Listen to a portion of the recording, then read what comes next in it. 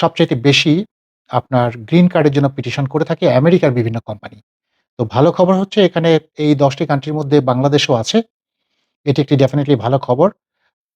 Hi viewers, আমি Tanvir Wahid America থেকে বলছি। আশা করি সবাই ভালো আছেন। আমেরিকাতে যারা বাংলাদেশী যারা F1 স্টুডেন্ট হিসেবে পড়াশোনা করছেন, যারা পড়াশোনা শেষ করেছেন, যারা OPT তে আছেন, কাজ করছেন এবং যারা H-1B নিয়ে এখানে কাজ করছেন, তাদের জন্য আমেরিকার বিভিন্ন কোম্পানি প্রতি বছর কি পরিমাণ গ্রিন কার্ডের জন্য পিটিশন করে থাকেন। তো আমার কাছে একটি রিপোর্ট আছে। সেই রিপোর্টটাতে শুধু বাংলাদেশী না, যে টপ 10 কান্ট্রি অর্থাৎ কোন কান্ট্রিগুলার জন্য সবচাইতে বেশি আপনার গ্রিন কার্ডের জন্য পিটিশন করে থাকে আমেরিকার বিভিন্ন কোম্পানি। তো ভালো খবর হচ্ছে এখানে এই ১০ টি কান্ট্রির মধ্যে বাংলাদেশও আছে। এটি একটি ডেফিনিটলি ভালো খবর। আরেকটি খবর হচ্ছে যে আ রিপোর্ট আছে যেটি বাংলাদেশী যারা এখানে কাজ করছেন পড়াশোনা শেষ করে তাদের জন্য ডেফিনিটলি এটি তেমন ভালো খবর না। সেদিকে আপনাদেরকে অবশ্যই একটু নজর রাখতে হবে। তো আমি রিপোর্টটা একটু দেখে বলতে হবে এবং এই রিপোর্টটি হচ্ছে ২০২২ সালে কি পরিমাণ গ্রিন কার্ডের জন্য পিটিশন করেছে আমেরিকার বিভিন্ন কোম্পানি, বিভিন্ন দেশের আ স্টুডেন্ট যারা পড়াশোনা শেষ করেছেন তাদের জন্য। তো ফার্স্ট অফ অল যেটি আছে সেটি হচ্ছে ইন্ডিয়া। আপনারা সবাই জানেন যে ইন্ডিয়া থেকে সবচেয়ে বেশি পরিমাণে স্টুডেন্ট আমেরিকাতে পড়তে আসে এবং ইন্ডিয়ার বিভিন্ন জব মার্কেট এখানে ওরা অনেকটাই ডমিনেট করছে। তো ইন্ডিয়া থেকে যারা এখানে OPT বা H-1B নিয়ে যারা আছেন, সেখানে প্রতি বছর তাদের 56,867 সো যেটা হয় যে ৫৬,০০০-এর উপরে তাদের জন্য গ্রিন কার্ডের জন্য পিটিশন করা হয়। এবং ইন্ডিয়ার যারা এখানে কাজ করেন তাদের অ্যাভারেজ স্যালারি হচ্ছে $১,২৯,০০০ ইয়ারলি। অর্থাৎ অ্যাভারেজে তারা পেয়ে থাকে $১,২৯,০০০। এর মধ্যে অনেকে এর চেয়ে অনেক বেশিও পেয়ে থাকে, এর চেয়ে কমও পেয়ে থাকে। এটা হচ্ছে অ্যাভারেজ। সেকেন্ড পজিশনে আছে চায়না। আমেরিকার বিভিন্ন কোম্পানি চায়নার যে সমস্ত স্টুডেন্ট যারা পড়াশোনা শেষ করেছেন এখানে কাজ করেন তাদের জন্য গ্রিন কার্ডের জন্য পিটিশন করে থাকে ১০,৯৭৮ এবং চায়নার যারা এখানে কাজ করেন তাদের অ্যাভারেজ স্যালারি হচ্ছে ১,২৮,৩১৯। অর্থাৎ চায়না এবং ইন্ডিয়া যারা এখানে যারা পড়াশোনা করছেন এই দুটি দেশ থেকে তাদের স্যালারি প্রায় একই রকম বলা যায়। থার্ড পজিশন আছে মেক্সিকো। মেক্সিকোর জন্য গ্রিন কার্ড পিটিশন করা হয় ৪,৫০০-র মতো এবং মেক্সিকান যারা এখানে কাজ করেন তাদের অ্যাভারেজ স্যালারি হচ্ছে 60,000 প্লাস। ফোর্থ পজিশন আছে ফিলিপিন্স থেকে যারা এখানে কাজ করেন পড়াশোনা শেষ করে H-1B নিয়ে অথবা OPT নিয়ে তাদের যেটি হচ্ছে ৩,০০০ প্লাস, তাদের জন্য ৩,১৬৫ জন গ্রিন কার্ড পিটিশন করা হয় এবং ফিলিপিন্সের অ্যাভারেজ স্যালারি হচ্ছে 43,000 প্লাস। সো আমরা এখানে যেটি দেখছি যে ইন্ডিয়া এবং চায়না তাদের average salary is so high এবং তারপর ড্রামাটিক্যালি অন্যান্য দেশের জন্য কমে যাচ্ছে। এরপর যেটি আছে কানাডা, ফিফথ পজিশন আছে কানাডা। তার মানে হচ্ছে কানাডার থেকেও অনেক স্টুডেন্ট আমেরিকায় প্রচুর স্টুডেন্ট এখানে পড়তে আসেন এবং তাদের ২,৮১১ জনের জন্য গ্রিন কার্ডের পিটিশন করা হয় এবং কানাডার অ্যাভারেজ স্যালারি হচ্ছে ১,৪৮,১৬২। অর্থাৎ অ্যাভারেজ স্যালারির দিক থেকে কানাডার থেকে যারা এখানে পড়তে আসেন তাদের স্যালারি সবচাইতে বেশি। নাম্বার 6-এ আছে সাউথ কোরিয়া যারা এখানে কাজ করেন তাদের জন্য গ্রিন কার্ডের পিটিশন করা হয় ২,৫৪০ এবং সাউথ কোরিয়ার অ্যাভারেজ স্যালারি হচ্ছে 68,000, নট ব্যাড। 7-এ আছে ব্রাজিলের জন্য ২,৪১৩টি গ্রিন কার্ডের পিটিশন করা হয় এবং তাদের অ্যাভারেজ স্যালারি হচ্ছে 67,000।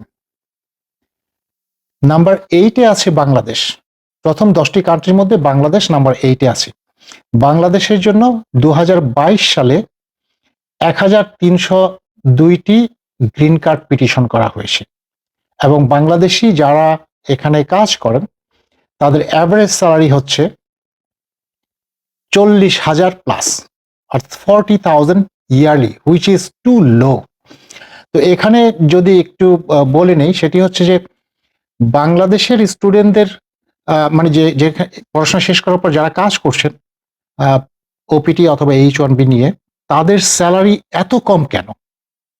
এর একটি কারণ হচ্ছে যে বাংলাদেশি, আমি যতটুকু দেখেছি যে ম্যাক্সিমাম স্টুডেন্ট, কিছু স্টুডেন্ট বাদে যারা হয়তো যাদের এক্সপোজার খুব ভালো আছে, যাদের স্কিল সেট খুব ভালো আছে, যারা খুবই কনফিডেন্ট, ওই রকম কিছু স্টুডেন্ট বাদে ম্যাক্সিমামই তারা বিভিন্ন কোম্পানি আছে যেগুলো মিড ভেন্ডর বা রিক্রুটিং ফার্ম, সে সমস্ত ফার্মে তারা যান জবের জন্য, এবং ওখানে গিয়ে তাদের সাথে যে কন্ট্রাক্টটা তারা করেন যে 25% বা 30%, অর্থাৎ যদি একজনের স্যালারি $50,000 হয় ইয়ারলি, তাহলে 30% হচ্ছে ওই কোম্পানি রেখে দেয়। যে কারণে বাংলাদেশের স্টুডেন্টদের স্যালারি ভয়াবহ রকমের কম, এবং এইটা মানে আমি বলবো যে ইটস রিয়েলি একটা খুবই একটা বাজে চিত্র যে বাংলাদেশের স্টুডেন্টরা যারা এখানে পড়াশোনা শেষ করেছে এবং যারা ওপিটি বা H1B নিয়ে এখানে কাজ করছে, তাদের অবস্থা খুবই খারাপ কিছু স্টুডেন্ট বাদে। এর মধ্যে অনেকে আছে যারা খুব ভালো জব করেন, যারা হয়তো ইন্ডিয়া চায়নার মতোই 120, 30 বা তার চেয়েও বেশি পান, বাট সেই সংখ্যা খুবই কম হবে। ম্যাক্সিমাম স্টুডেন্ট তারা 40-45 পাচ্ছে আফটার, যেটা হয় যে আপনার মিড ভেন্ডর যেই 25% বা 30% যেটা কেটে নেয় তারপর। কিন্তু ইন্ডিয়ান দেখেন, ইন্ডিয়া চায়না যারা আছে, মিড ভেন্ডর কিন্তু কম বেশি সব জায়গায় থাকে, কিন্তু তাদের ক্ষেত্রে কেন হয় না?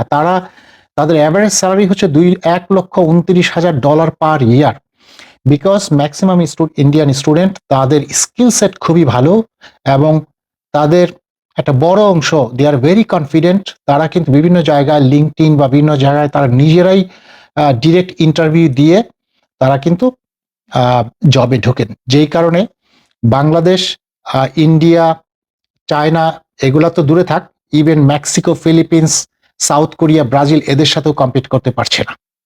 এই দিক থেকে বলবো, স্যালারির দিক থেকে বাংলাদেশের যারা এখানে কাজ করছেন তাদের অবস্থা খুবই ভয়াবহ। এবং নাম্বার 9-এ আছে নেপাল। নেপালের জন্য 1,302টি গ্রিন কার্ডের জন্য পিটিশন করা হয় এবং নেপালের অ্যাভারেজ স্যালারি হচ্ছে 58,000। দেখেন, নেপাল থেকে যারা এখানে পড়তে আসে তাদের অ্যাভারেজ স্যালারিও কিন্তু বাংলাদেশের চাইতে অনেক বেশি। যেখানে বাংলাদেশের যারা কাজ করেন তাদের অ্যাভারেজ স্যালারি হচ্ছে 40,000, আর নেপাল থেকে যারা এখানে পড়াশোনা করতে আসেন তাদের অ্যাভারেজ স্যালারি হচ্ছে 58,000। সো আমার মনে হয় এখন সময় এসেছে বাংলাদেশি স্টুডেন্ট যারা, তারা তারা তো মানে কোনোভাবেই মানে ব্যাচেলর অথবা মাস্টার শেষ করে তারা একদম পাগলের মতো দৌড়ানো শুরু করেন যে কোন ইন্ডিয়ান কোম্পানি আছে সেখানে যে তাদের সাথে কন্ট্রাক্ট করে, এবং সেখানে 25%, 30% এবং 2 ইয়ার্সের আগে সেখান থেকে যাওয়া যাবে না, এইরকম কন্ট্রাক্ট করে তারা জবে যাচ্ছেন। সো যেটা হচ্ছে আলটিমেটলি তারা তেমন কিছুই মেক করতে পারছে না। এবং নাম্বার 10-এ আছে ভিয়েতনাম। ভিয়েতনামের জন্য 1,135টি পিটিশন করা হয় এবং ভিয়েতনামের অ্যাভারেজ স্যালারি হচ্ছে 46,000 প্লাস, অর্থাৎ অ্যাভারেজ স্যালারির দিক থেকে প্রথম যে 10টা কান্ট্রি তার মধ্যে বাংলাদেশের অবস্থান 10 নম্বরে, সবচেয়ে খারাপ অবস্থা। Excuse me. বাট ভালো খবর হচ্ছে যে গ্রিন কার্ড পিটিশনের জন্য যে টপ 10 কান্ট্রি সেখানে বাংলাদেশের নাম আছে এবং বাংলাদেশ 8 নম্বরে আছে। বাট আবারও বলছি, বাংলাদেশি স্টুডেন্ট যারা আছে তাদের সময় এসেছে যে আপনাদের স্কিল সেট ডেভেলপ করতে হবে, আপনাদেরকে কনফিডেন্ট হতে হবে, এবং আপনারা যে নিজেরাই জব পেতে পারেন ইন্টারভিউ দিয়ে সেদিকে আপনাদের খেয়াল রাখতে হবে। শুধুমাত্র তখনই পাবেন যখন আপনি ভালো করে শিখবেন, ইউনিভার্সিটিতে যা শিখেছেন এবং তার বাইরে আপনাকে স্কিল সেট আপনাকে গেইন করতে হবে, আপনার এক্সপোজার থাকতে হবে, কমিউনিকেশনটা ডেভেলপ করতে হবে। তাহলেই সম্ভব যে অন্তত ইন্ডিয়া চায়নার কাছাকাছি পৌঁছানো হয়তো সম্ভব। ভালো থাকবেন সবাই, ধন্যবাদ। দেখা হবে অন্য কোনো ভিডিও নিয়ে।